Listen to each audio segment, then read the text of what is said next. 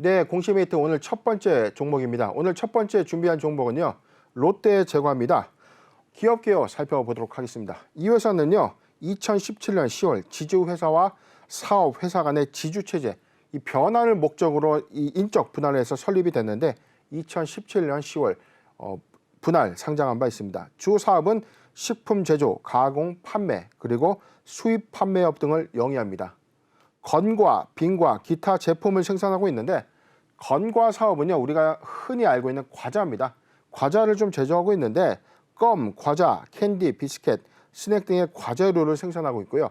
빙과 사업은 바, 콘, 컵 등의 이 빙과류를 생산하고 있고 기타 사업은 제빵과 식품류를 생산하고 있습니다.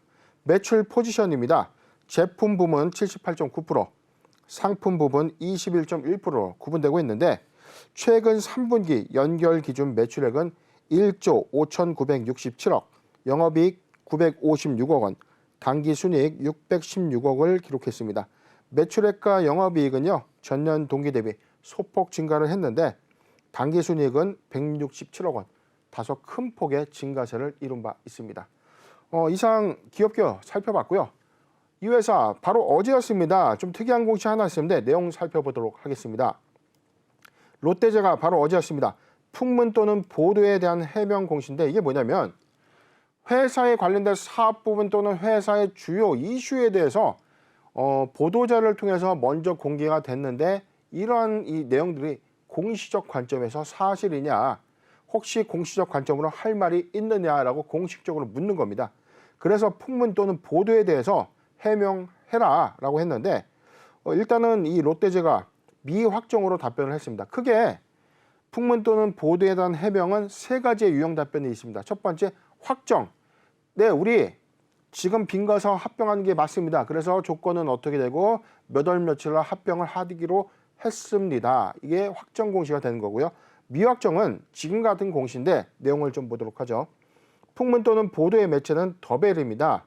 2022년 2월 17일 더벨 등에서 롯데제과 그리고 롯데푸드 빙과 사업의 합병 관련 기사가 있었는데 이 기사가 사실이냐라고 좀 물어보니까 회사는 현재까지 빙과 사업 합병과 관련해서 여러 가지 방안을 검토 중에 있는데 아직 확정되지는 않았다. 지금 뭐냐면 검토하는 건 맞다. 근데 검토 시점에 아직 합병에 대한 구체적인 어떤 비율이라든지 조건 일정 등을 최종적으로 확정하진 못했다는 뜻입니다. 그래서 이와 관련해서 향후 구체적인 사항이 결정되는 시점 그리고 1개월 안에 재공시를 하도록 하겠다. 근데 우리가 조회 공시를 보면 이 문구 많이 봅니다. 1개월 이내에 재공시를 한다. 1개월 이내에 재공시한다. 이게 뭐냐면 조회 공시라는 거는 최초의 확정 또는 확정 공시 아니라 미확정 공시를 하였을 경우에 1개월 단위로 사실상 이 중간에 공시 체제에 어떤 변화가 있는지를 재공시하는 겁니다. 그래서 한 달 후에 재공시일에 확정된 사항들이 있는지 아니면 중간중간에 변화된 사항들이 있다면 반영해서 공시를 하게끔 되어 있는 건데 지금 풍문 또는 보도에 대한 이 해명 공시가 확정은 아니고 미확정이지만 앞으로 확정시키기 위해서 회사가 검토 중에 있다라는 공시가 되는 겁니다. 만약에 풍문 또는 보도에 대한 해명 공시에 대해서 중요 정보 없다, 사실 무근이다라고 한다면 이 보도 자체는 사실이 아니기 때문에 회사의 공식적인 좀 답변이 되는 건데 지금 롯데제가 롯데푸드와 빙과 사업의 어떤 합병 부분에 대해서는 지금 검토 중인 것으로 좀 보여집니다. 지금 롯데푸드 역시 관련 공시가 같이 있는데 내용 같이 볼게요. 마찬가지로 이 회사도 역시 더벨 등에서 이 빙과 사업 합병에 관련된 이 기사 보도에 대해서 현재까지 이 여러 가지 방안을 검토하고 있기 때문에 아직 확정된 바가 없다. 지금 롯데푸드의 공시 입장에서도 지금 롯데제과와의 이 빙과 사업 부분에 대한 합병 부분은 상당수 검토 중인 것으로 우리가 판단해 볼 수 있는 대목입니다. 최근 공시를 좀 보면 회사 최근에 증권 실적, 발행 실적 보고서에 있었는데 내용을 좀 더 보도록 하겠습니다. 회사가 최근에 전체 1,000억 원의 무보증 일반 사채를 좀 모집한 바 있습니다. 그런데 이 1,000억 원에 대한 납입이 완료가 됐다는 건데 내용을 좀 더 보도록 하죠. 전체 지금 내용에서 지금 네, 지금 보면 증시 교부일이랑 내용은 좀 채무 상환 목적으로 1,000억 원의 사채를 시장에서 증권 시장에서 좀 조달을 했는데 모두 청약이 완료가 되면서 지금 배분해서 이제 완료가 됐다는 이제 청약의 완료 보고가 되겠습니다. 지금 1,000억 원의 자금을 좀 조달을 했는데 지금 교부일에서는 증권의 상장이라는 것은 이것은 전환 사채가 아니라 즉 소멸성을 갖고 있는 회사의 부채, 즉 시장을 통해서 일정 이자와 관련 금액을 좀 지급하는 조건의 어떤 이 사채 발행을 좀 통해서 진행이 좀 됐고 회사는 이 1,000억 원을 조달해서 채무 상환 자금을 사용하겠다라고 좀 밝히는 공시가 되겠습니다. 지금 그렇다면 우리가 좀 이 눈여겨볼 포인트인데요. 롯데제과와 롯데푸드의 이 합병설이 좀 나온 빙가 사업 부분에 합병설이 나오게 된 배경에 좀 주목을 해봐야 됩니다. 왜 뜬금없이 갑자기 롯데제과의 이 합병설, 빙가 사업 부분의 합병 부분이 제기가 됐냐면 지금 최근에 이 공시를 이따가 또 한 번 더 살펴볼 텐데 최근에 롯데제과 그리고 롯데푸드 그다음에 빙그레, 혜태제과 등이 지금 아이스크림의 가격 담합 이슈로 공정위에 이 1,350억 원의 과징금을 부과받은 적이 있습니다.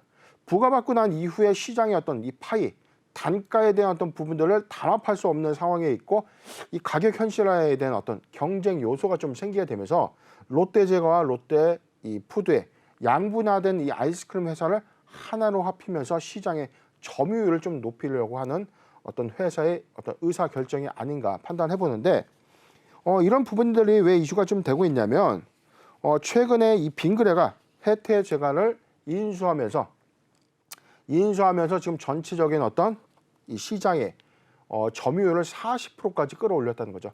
단숨에 시장 점유율, 회사별로 판단했을 때 시장 점유율 1위 사로 좀 올라오면서 지금 롯데그룹의 어떤 위기가 좀 팽배한 것은 아닌가 싶습니다. 롯데제과와 롯데푸드 간의 아이스크림 사업부가 빙가 사업 부분이 별도로 좀 갖고 있는데 이게 각사의 어떤 경쟁 구도로 가다 보니까 원가의 경쟁력 그리고 물류 이동에 따른 어떤 경쟁력이 조금 이중적인 어떤 비용들을 좀 창출하는 것 아닌가. 이중적인 어떤 비용으로서 원가 절감에 대한 어떤 이슈도 좀 발생을 했고요. 양분화된 아이스크림 시장의 어떤 이 공격적인 어떤 점유율. 최근에 이 공정거래위원회 과징금 부과 이후에 회사가 이제 수익적 관점에서는 어떤 이 단가의 경쟁력을 가져가야 되는 이슈가 발생됐다고 볼 수 있는 대목입니다. 지금 전체적으로 보면 공정위가 지금 4개사죠. 빙그레 그리고 혜태제과식품, 롯데제과 그리고 롯데푸드, 롯데지주에게 1,350억 원의 과징금을 좀 부과를 했는데 지금 빙그레와 혜태제과가 388억 그리고 244억이니까 전체 한 620억 정도로 좀 추산되고요. 롯데는 지금 지주사까지 합하면은 약 670억.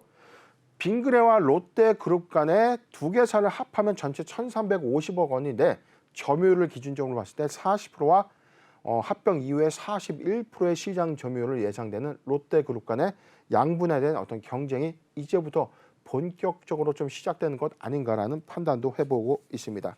전체 아이스크림 시장의 어떤 시장 점유율 85%를 이 두 개 회사가 다 가지고 있다는 겁니다. 빙그레와 혜태제과를 인수하고 나서 40.1%의 어떤 점유율을 좀 갖고 있고요.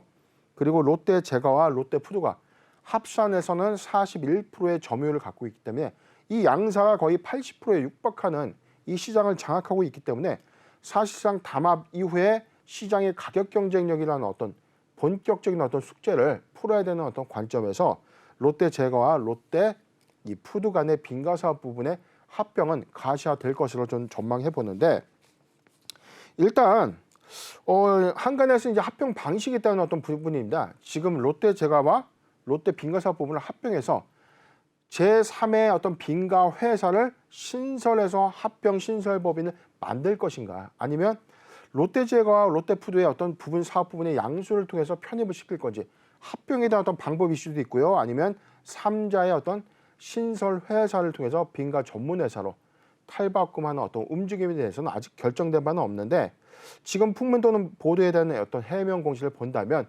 현재 검토 중인 어떤 방법들이 향후에 회사의 어떤 점유율 부분을 감안했을 때는 저는 개인적으로 어떤 사업 부분의 어떤 합병보다는 제3의 신설법인을 설립해서 합병하는 것이 양사 간의 어떤 이해관계, 롯데그룹의 어떤 이해관계적 측면에서는 좀 더 적합하지 않겠는가 예상해 봅니다. 지금 최근에 이런 이슈도 좀 있었죠. 지난 10월에 1,500억 원 규모의 공모채 수요 예측이 좀 있었는데 아까 우리가 발행 결과 보고서를 좀 봤죠. 1,000억 원의 모집에 전체적으로 5천억 원에 달하는 시장 자금 좀 몰렸는데 지금 증권 이 시장의 자금이 일반 안전자산으로 좀 이동을 하고 있는 형국에서 공모채 이 시장의 어떤 이 반응들이 사실은 좀 차가웠던 것은 사실입니다. 그럼에도 불구하고 롯데제과에 5천억 원에 육박하는 공모채 수요 예측 자금이 몰렸다는 것은 이 회사가 보유하고 있는 안정적인 수익 창출 부분 그리고 점진적으로 봤을 때는 이게 사실 내수 소비용으로 좀 사용은 되고 있지만 아이스크림이라는 게 사실 뭐 기호에 따른 어떤 호불호가 반드시는 있지만 내수 시장의 안정적인 지배율을 점유율을 갖고 있는 관점에서는 오히려 이 투자의 어떤 관점에서는 충분히 좀 메리트가 있지 않았나라고 판단을 했기 때문에 기관 입장에서는 결코 뭐 손해보는 투자는 아니었을까 거라는 어떤 예측 사항도 나오고 있는 상황입니다.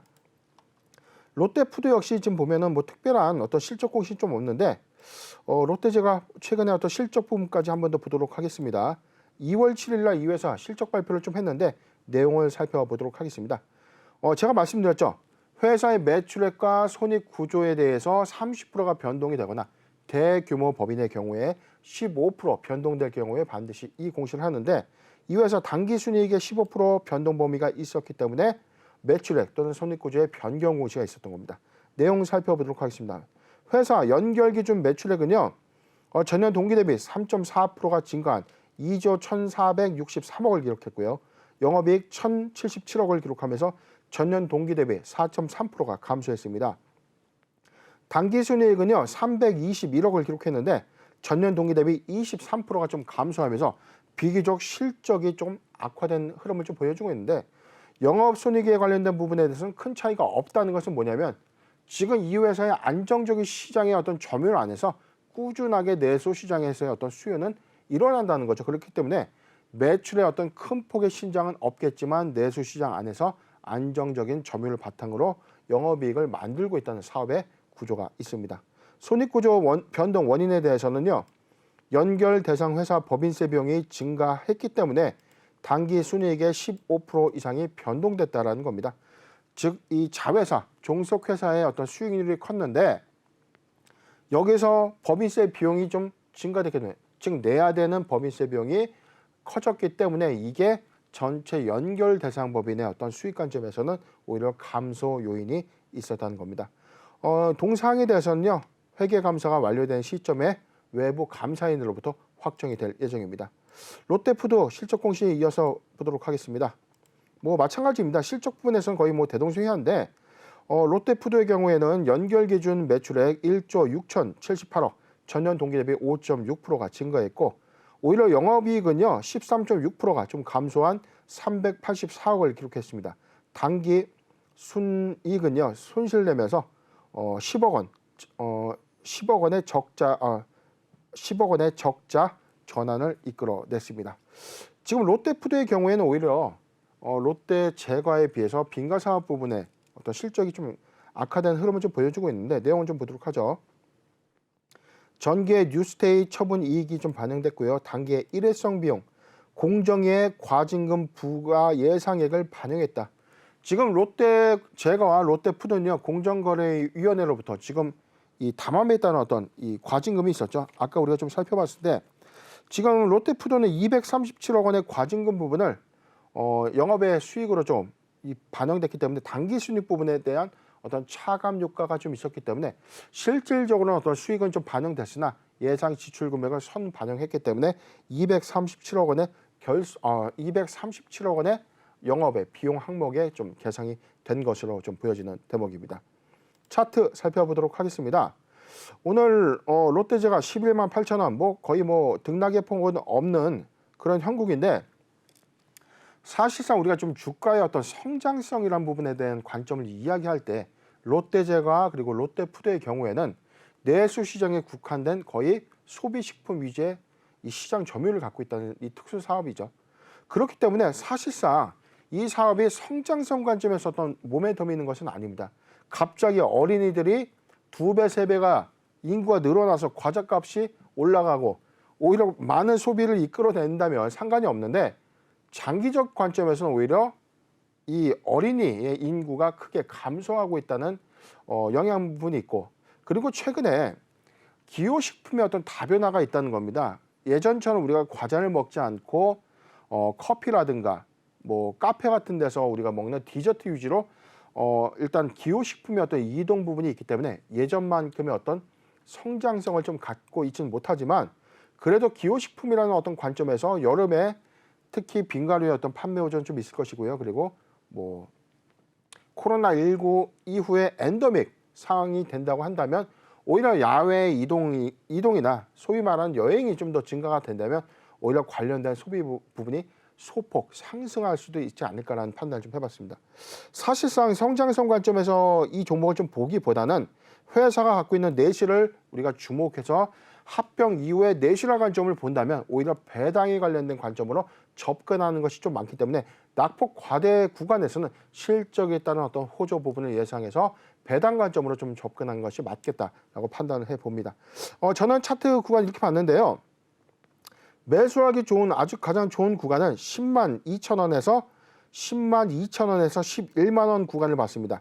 10만 2천 원에서 11만 원 구간 포트 비중 10%의 분할 매수 의견을 좀 제시해드리고, 보유자 관점에서는 자 지금 뭐 낙폭과대라고 뭐 보기도 어려운데 전체적 어떤 지수 하락 때문에 오히려 주가 상승 부분보다는 지금 상승폭이 좀 반납된 어떤 흐름들을 좀 보여주고 있지만 내수 시장의 꾸준한 실적은 이어갈 것이다라는 것에 대한 이견이 없기 때문에 11만 원에서 12만 원, 11만 원에서 12만 원 구간은 포트 비중 5%의 분할 매수 의견을 제시해 드리겠습니다.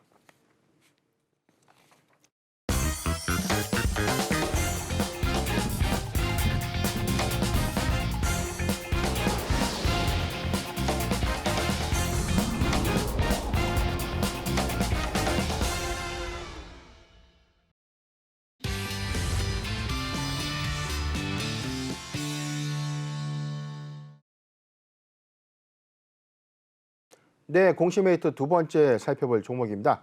오늘 두 번째 종목 신라젠입니다. 오늘 사실상 이 시장위원회 최종 결정을 좀 앞두고 있기 때문에 굉장히 스트레스도 심하시고 가슴 답답하신 이 보유자분들이 좀 많으실 거예요. 신라젠 계속해서 많이 답답하고 궁금해하시고, 사실 저희 뭐 기업공시 연구소 오픈방에서도 문의사항들이 좀 많았던 종목인데 오늘 다시 한번 재점검을 좀 해보고 오늘 오후에 시장위원회에서 어떤 결과가 좀 예측될지도 한번 점검을 갖도록 해보겠습니다. 기업개요 살펴보도록 하겠습니다. 이 회사는요, 2006년 3월에 설립돼서 2016년 기술성장성 기업 특례 상장 제도로 코스닥 시장에 상장했습니다.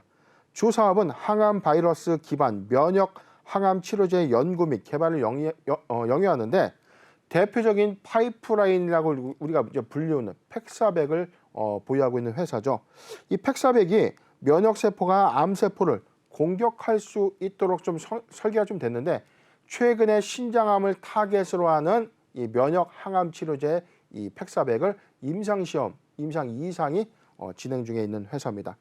동사는 팩사백 생산 CMO인 ABL 유럽과 JX970 등의 임상 시험용 약물 제조를 위한 협약을 체결한 바 있었고요. 독성 시험 그리고 효능 시험, 전임상 시험을 현재 진행하고 있습니다. 일단 기업 개요는 좀 살펴봤는데 최근 공시 한번 보고 차근차근 더 보도록 하겠습니다. 회사 최근 매출액 또는 손익구조의 30% 이상 변동 공시가 있었는데 내용 살펴보도록 하겠습니다. 연결 기준 매출액은요 2억 5,400만 원을 좀 기록하면서 전년 동기 대비 84.8%의 매출액 감소 요인이 좀 있었고, 영업 손실은 202억을 기록했고 단기 순손실 158억을 좀 기록했습니다. 회사는 손익구조의 이 주요 원인에 대해서 2019년 8월 2일에 팩사백 간암 대상 임상 3상 시험의 중단에 따라서 해당 파이프라인의 연구 임상 비용 분담 매출에 대해서 매출액이 전기 대비 좀 감소했다라고 좀 밝혔고요. 경상연구개발비 감소와 10월 19일 LCC의 소송 취하로 인해서 이 사건이 종결됐기 때문에 소송 비용 등은 감소됐기 때문에 영업 손실 비용은 다소 좀 감소가 됐다. 그리고 금정세무서를 대상으로 한 원처세 경정 청구 승소에 따라서 환급세 그리고 환급 가산금의 이 법인세 수익 및 기타 수익은 증가했기 때문에 단기의 순손실이 부분적으로 감소했다라고 좀 밝혔습니다. 사실상 기술성장성 기업의 특례 상장 제도로 시장에 좀 입성했던 이 회사가 지금 이 손익구조를 사실상 운운하는 것은 좀 이치에 안 맞는 거죠. 2006년에 설립이 됐기 때문에 2016년에 코스닥 시장에서 좀 상장했기 때문에 2022년도부터는 매출액 요건에 따른 어떤 관리 종목 지정 요건에 해당될 수 있고요. 2023년도부터는 법차선 50% 초과에 관련된 관리 종목 지정 이슈도 발생되고 있기 때문에 저희가 큐리언트 사례가 있었죠. 매출액 미달 효과로 인해서 기술성장성 기업의 특례 상장 최초의 관리 종목 지정 사례가 좀 있었는데 그래도 온기에 이 매출액 30억 원 이상을 달성하면서 제 기억에는 한 48억 원의 연결 매출액을 좀 달성했죠. 이번에 이 거래 재개의 어떤 청신호를 조금 쏜 경향들이 좀 있었는데 신라젠의 경우에는 사실상 이 요건이 2022년도부터 좀 적용된다는 점이 좀 차이가 있습니다. 그런데 지금 많은 분들이 신라젠 어떻게 됐길래 왜 거래 재개를 받지 못했고 지난번에 이 기타 시장 안내를 통해서 왜 상장 폐지가 최종적으로 좀 결정됐는지 이 부분에 대해서 사실상 좀 많은 답답한 부분들이 좀 있었을 거예요. 지금 뭐냐면 전체적인 어떤 히스토리를 좀 찾아본다면 신라젠의 경우에는요, 이 2020년도 5월부터 거래 정지가 좀 됐는데 전 경영진의 횡령 및 배임과 그리고 감사 의견의 거절에 따라서 주권 거래 정지가 됐다가 최근에 지난해였죠. M2N의 최대 주주 변경 이후에 1,000억 원의 자금 조달도 유치를 했고 그리고 팩400의 임상 시험이 다시 미국에서 재개가 좀 되면서 오히려 회생 즉 거래 재개에 대한 어떤 기대감이 한층 커졌다는 것은 사실입니다. 그런데 거의 뭐 최종적으로는 한국거래소에서는 사실상 뭐 이 부분에 대해서는 인정받지 못했다는 거죠. 지금 심의 결과 안내 좀 보도록 할게요. 회사 지난 1월 18일이었습니다. 기업심사위원회를 개최해서 이 회사 주권의 상장 폐지 여부에 대한 심의 의결을 했는데 상장 폐지로 좀 결정을 했다. 그래서 개선기간 부여 여부와 상장 폐지 여부를 최종 확정하겠다. 어디서? 코스닥 시장위원회를 개최해서 바로 오늘이 되는 거죠. 자, 그래서 지금 사실상 뭐 많은 의견들이 분분합니다. 지금 많은 노력을 이끌어냈는데 상장 폐지를 갈 것인가 아니면 뭐 이런 부분들 어떻게 될 것인가 좀 걱정도 좀 많이 되는 것은 사실인데요. 지금 제가 좀 볼 때는 전체적인 어떤 신라젠의 경우에는 지금 기업 영속성을 위해서 자금 조달 준비를 했고요. 지배 구조를 확고하게 하기 위해서 M2N의 최대 주주 변경 및 주요 경영진의 변경이 모두 완료가 됐다는 거죠. 충분히 개선 기간에 따른 어떤 이행에 대한 어떤 노력은 충분히 했다라고 저는 판단을 해보는데 일단 기업심사위원회에서는 어떤 부분에 대한 이슈가 있었냐면 영업 지속성에 대한 판단이 이슈다. 즉 이 팩400이 앞으로 파이프라이너로서 이 회사의 주력 사업으로 인정될 수 있을까라는 관점에서 검토를 하다 보니까 일단 기업심사위원회에서는 상장 폐지를 의결을 했는데 사실상 많은 부담을 수반했기 때문에 시장위원회에 공을 올렸다라고 봐도 과언은 아니죠. 그렇기 때문에 오늘 개최 예정인 이 코스닥 시장위원회의 어떤 결론이 매우 중요한 상황으로 좀 보여지는데 저는 사실 조심스럽지만 이렇게 분석을 해봤습니다. 지금 신라젠의 경우에 사실 오늘 저는 속개가 결정되지 않을까 조심스럽게 좀 예측을 해봐요. 통상적으로 좀 본다면 신라젠의 이번 감사 의견은 매우 중요한 판단 요소가 될 가능성이 크다는 겁니다.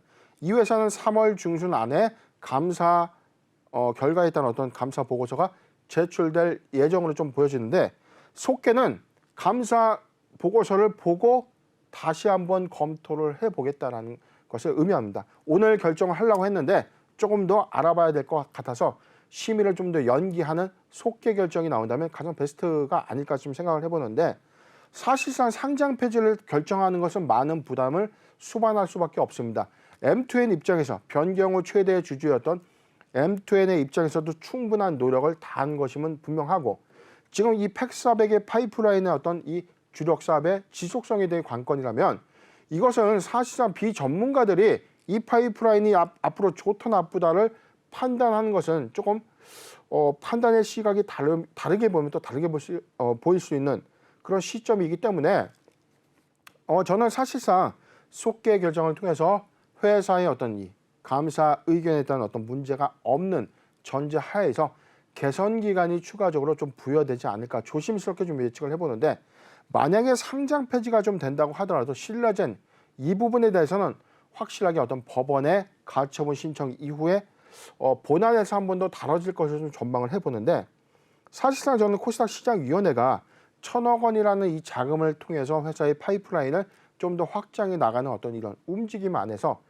팩사백 앞으로 이 파이프라인 못 써, 가능성 없어라고 단정 짓고 상장 폐지를 의결한다는 것은 사실상 좀 너무 앞서간 어떤 결정이 아닌가 판단해 봅니다. 그렇기 때문에 종국적으로 좀 정리를 해보면, 신라젠 오늘 속개 결정 이후에 회사의 3월 감사 보고서상의 의견 거절 등의 어떤 이슈가 없다면 충분히 개선 기간을 부여받을 것이라고 전 충분히 좀 예측하고 있기 때문에 이 부분에 대해서는 뭐 크게 이견은 좀 없어 보입니다. 지난번 우리 저걸 한번 볼까요? 회사의 그 반기 검토 보고서를 한번 보도록 하겠습니다. 지금 8월 13일이니까 잠깐 내용을 좀 더 보도록 하죠. 지금 최종 보고서가 아니죠. 자, 내용을 좀 더 보도록 하겠습니다. 지금 반기 보고서 좀 찾아볼 텐데 8월 15일이니까요. 자, 이 부분에 있을 겁니다. 지금 13일. 네, 여기 있네요. 8월 10일 반기 검토 보고서가 있었는데 아마 의견상에서 문제가 좀 없었을 거예요. 지금 검토 보고서의 어떤 주요 인용 사례에서는 자, 공정하게 표시하지 않은 사항이 발견되지 않았다. 자, 중대한 의문이 없다라는 겁니다. 그리고 기타 사항에 대해서는 별 차이가 없다. 특이한 코멘트가 좀 없었다라는 것은 일단 전기 이 감사 의견에 대한 어떤 적정 의견이 있었고, 반기 검토에 대한 의견도 특별한 코멘트가 없었던 만큼 근본의 중대한 어떤 자금 유출 등에 관련된 어떤 이슈만 없다면 충분히 감사 의견의 적정을 예상해 볼 수 있기 때문에 속개 이후에 감사인의 적정 의견 이후에 추가적인 개선 기간을 부여받아서 회사는 영업의 지속성을 입증할 수 있는 노력을 통해서 충분히 거래되게 될 것으로 강하게 좀 믿습니다. 일단 뭐 이런 부분에 대해서는 저는 이렇게 판단을 했고요. 만약에 오늘 최악의 상황에서 상장 폐지를 시장위원회가 결정됐다. 뭐 최강의 어떤 악수가 나왔다. 자, 이런 경우에는 회사는 즉각 상장 폐지 효력 정지 가처분을 법원에 제소해서 본안에서 충분히 이점을 좀 다룰 수 있기 때문에 자, 저는 사실상 그 단계까지 가기는 좀 너무 부담스럽지 않을까라고 좀 판단을 하기 때문에 속개 이후 충분한 개선 기간을 받을 것이라고 좀 예측을 해 보겠습니다.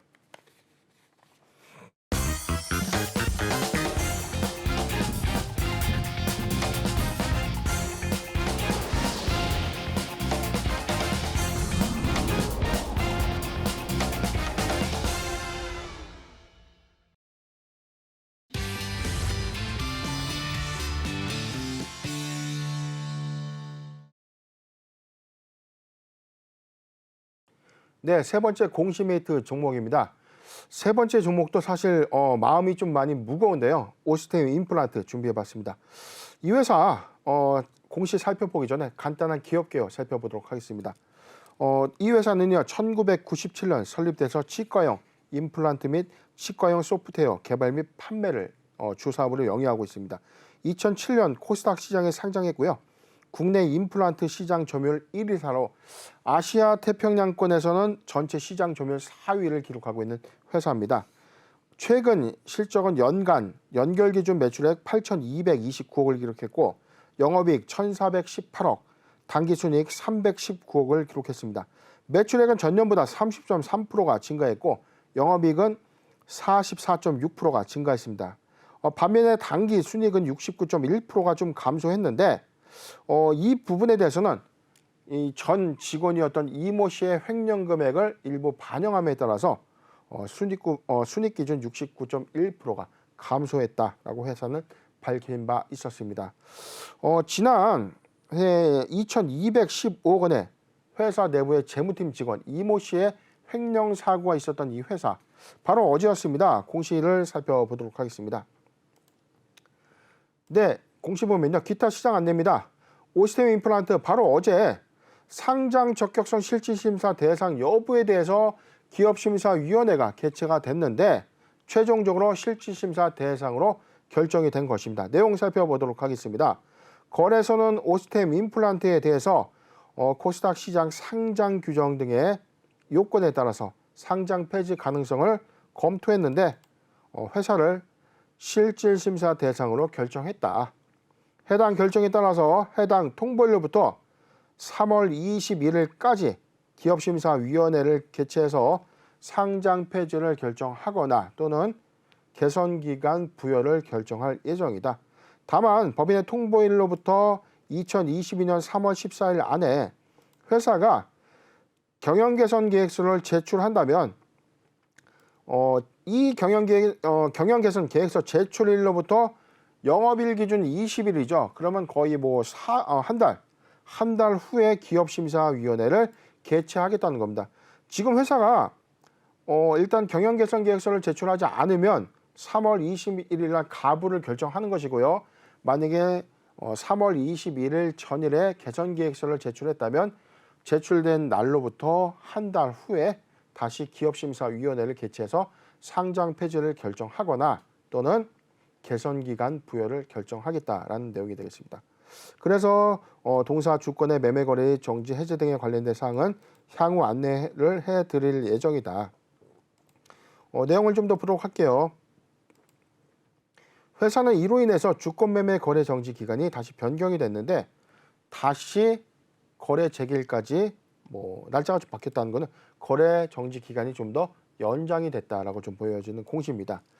지금 오스템 임플란트 사실상 직원 이모 씨의 불법 행위 이후에 641억 원에 해당되는 금괴 일부를 회수를 했고요. 그리고 전체 경찰청 이 수사 발표상에서는 1,400억 원의 이 자금을 좀 회수할 수 있다라고 좀 밝힌 바 있는데 지금 횡령 금액에 대한 최근에 어떤 공소장은 좀 제기가 됐다는 겁니다. 횡령 혐의 진행상을 좀 보면 공소일자 1월 28일자로서 재무팀장 이모 씨의 횡령액 2,215억 원에 대해서 최종 횡령 금액으로 좀 확정을 했고요. 이 중에서 지금 진행 혐의에 대해서 중간 사항이 좀 있었죠. 지난 공시였는데 자, 여기 회수 진행 관련된 사항들이 있었습니다. 회사는 1월 25일에 금괴 855개, 약 681억 원의 상당의 일부를 환부받았다. 그런데 전체적인 어떤 회사의 회수 예정 금액은 1,440억 원으로 좀 추정되고 지금 2,215억 원은 일부 채워넣은 금액을 좀 차지하더라도 1,900억 원이라고 한다면 추가적인 미회수 금액이 한 500억 원 정도로 좀 추정을 되고 있는데 회사의 최근 매출액 대비해서는 뭐 그렇게 큰 비중은 좀 아니라는 거죠. 실적 보도록 하겠습니다. 회사의 연결 기준 최근 실적은요 30.6% 증가한 8,247억을 좀 기록했고 영업이익 1,436억을 기록했습니다. 무려 46.5%의 영업이익을 달성했습니다. 당기순이익은 325억을 좀 기록했는데 이 부분은 횡령 손실 금액이 반영이 됐기 때문에 당기순이익이 감소됐다고 했는데 횡령 금액이 반영되지 않았다면 올해 굉장한 이 호실적을 좀 기록했음에도 불구하고 횡령 금액을 다 반영했음에도 325억 원의 순이익을 기록했다는 점이 사실상 이런 회사의 이 상장 폐지를 운운한 것은 좀 너무 앞서간 것이다.